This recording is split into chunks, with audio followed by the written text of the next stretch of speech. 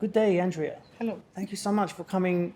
This is our first interview. Oh, The really? plan is Am to I interview. first? Yeah, you're the Oh. first. I want to interview all the best A1 sound engineers and compile like a handbook of tips and tricks and Nice. insights. So I'm very delighted, sincerely, that you come and share your wisdom. Nice. Thank Yeah. you. I will give you a list of people you can call Great, thank you. that I know they're better than. So this is Andrea Arenas, front of house legend. At this point, I will add some images of you on the job and doing what you do. And here is Andrea at work.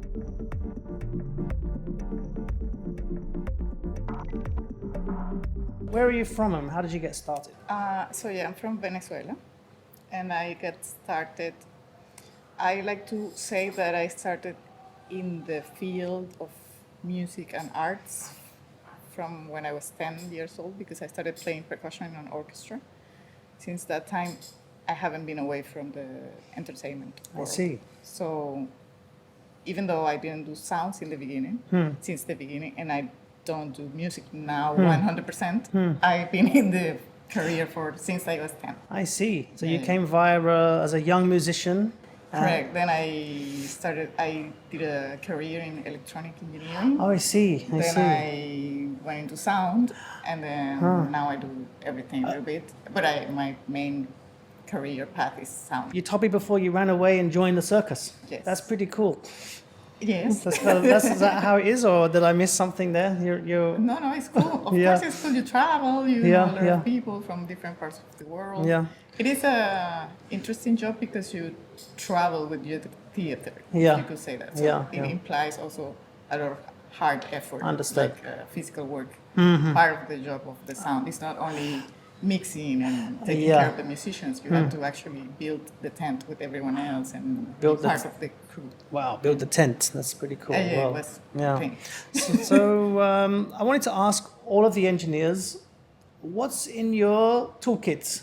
It depends on the work I'm hired for. Like Okay. if I am going to do part of the setup, not front of house, let's say, I take some things like, I don't know, knee pads, headlamp, All right. gloves, Yeah. a Leatherman, my belt. I have a belt Yeah. to put my things because usually women's pants don't have pockets, so Right. I carry a belt all the time. Makes and, sense. Makes sense. It depends, so or a cable tester, or if I'm gonna do front of house, I guess I would carry. I don't have it in my kit, but I think people should have like Right. some sort of SPL SP- meter. SPL meter. If you have a computer with any of these softwares, smart or measurement mics, Sure. I think it should be a must. Do you think it's essential to have like a really high-end measurement mic compared with or is a measurement mic a I measurement think mic? it's essential to have whatever you can have because not everybody has the same budget. Fair enough. Yeah, so Fair it enough. doesn't matter if you have the more so expensive. If you do how to do your job, and Fair enough, use fair enough. I think the best people are the ones who can do the job with the tools they have. Excellent. What people skills do newcomers need? I think there are a few. It's hard because you need to be very communicative. And that means also be very good at listening what you're being told to do. Because most of the time we are working for a client or for someone else. We are not like the main character in the story. So we need to listen to what people want and do what they really want and not whatever is in your mind. Of course, you could feel entitled to give your creativity as part of your job, but you need to really listen. So listening, critical listening is, I think, one of the main skills to have. Any do's and don'ts? In life, or People skills. For let's say I send a Skilltech graduate to a gig. don't be late, ever. Okay. ever. Okay. If we have set up at 9 a.m., 6 a.m., 3 a.m., it means we need to be there at 6 or 9 or 3 because there is a program, ideally. And that means we are going to take an amount of hours that need to be considered, so don't be late. Okay. Also because you are working with the team. Yeah. And if you're late, that means the other members of the team need to work harder because you're not there. Understood. So Understood. that's a hard no for me. Okay, excellent. Thank you. Don't. Any other don'ts? Don't be disrespectful. Okay. But that's a very broad one. It's a tough one. Yes, Yeah. yes. New sound person coming in. What's the essential sound skills? Do they need to know how to mix? Do they need to know how to record? I think they need to really, really understand the signal flow of the setup and how sound works. Because usually a technician is going to help to set up everything, connect cables and everything. So they need to understand where the signal goes and where it comes from. So when they connect cables and they understand why am I putting this cable here and not there, and why am I using this connector instead of the other. Makes sense. Makes sense. I think that's when I see people struggling, that's the main one, that they don't know what they're doing because they don't understand how the sound is traveling. Fair enough. Signal flow. Yeah.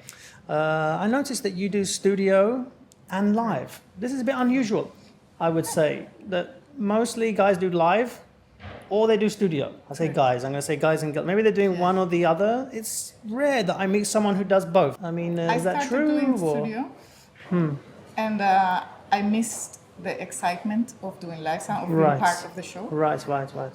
And then I started learning live, and I started doing live, and then I missed the creativity part of mixing songs. I see. So, yes. So I like to be back and forward on okay. it, and I think it's two very different worlds. I also like to do post-production, or composing for film. So right.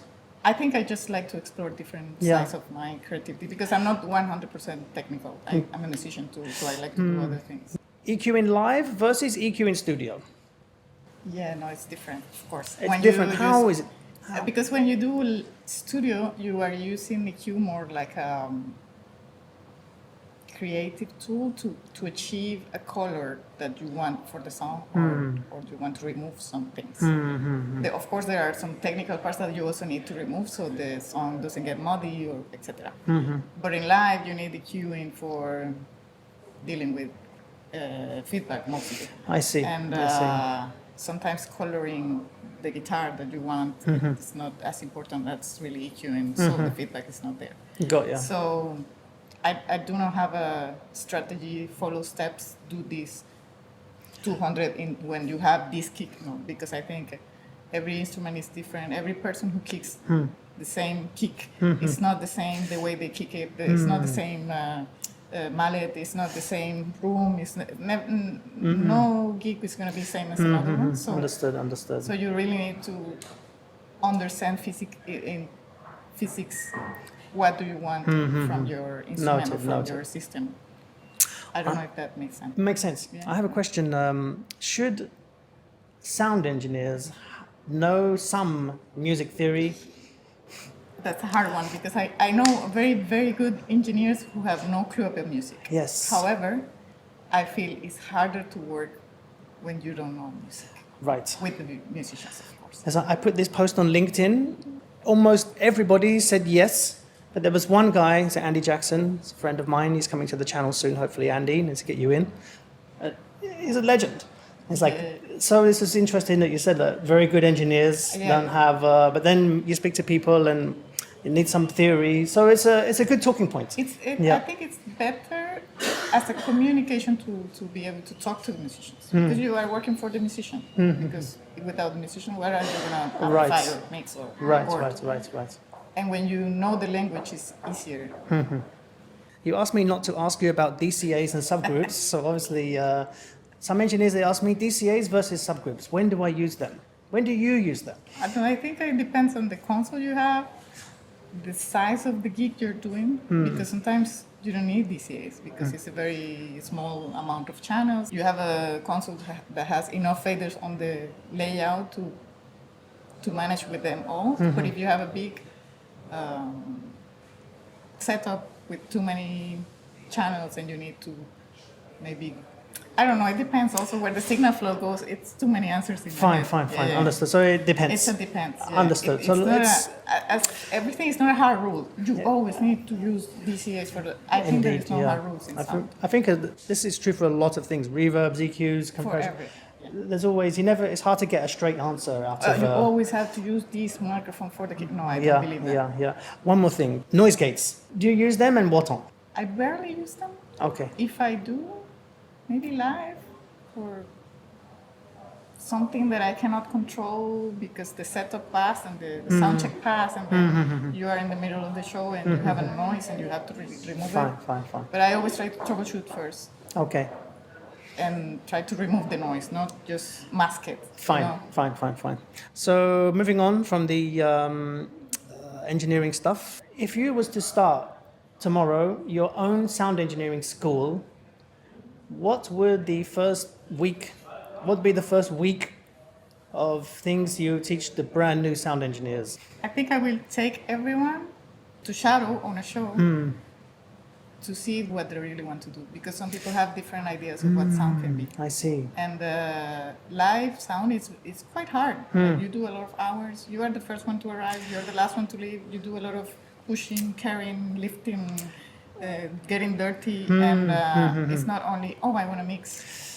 And I think that would be my first week of lessons. Like, let's see what you do here. If you do this job, what do you do? Are you on the right course? To work in audio, I find there's sacrifices, personal sacrifices. A lot, I missed birthdays, events, no planning. Do you find that there's a lot of sacrifices to be made, I think, to be... I don't see it as a sacrifice if it's what you like, and I do it like that's my lifestyle. Like I don't go to birthdays and things since I was 10 because I was touring with the orchestra. Yeah, understood. And I got used to it. It's not like, I don't like it or I do like it. It's just my lifestyle. Understood. People who do sound need to understand it's a kind of a lifestyle. It is a lifestyle, yes. There's one thing I want to ask.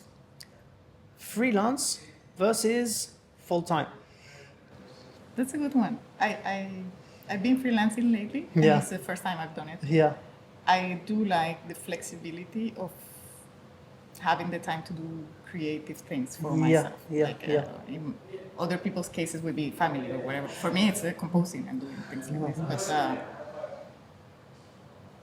But being in Dubai, it's a plus because here is a good market and you can get very good money freelancing. I don't know realities for other people's in other places. Sure.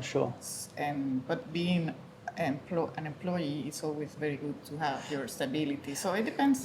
So how can other aspiring Andrea Arenas, newcomer girls or guys, how can we follow in your footsteps to be front of house at the opera, engineering big shows, how to follow in your footsteps to someone new? I wouldn't recommend anyone following anyone's steps. Okay. I would recommend making their own path because everybody has different circumstances in life and the way you achieve things. It's totally different for each one. The only advice I give is to be true to yourself and trust your instincts. It's just, this is what you want to do it. Okay. You will find a way to do. Fair enough. Yeah. Thank you so much for coming. Thank you. Really appreciate it. Yeah. Okay. Nice. Yeah. Really It cool. was very vague. Like, do you recommend it?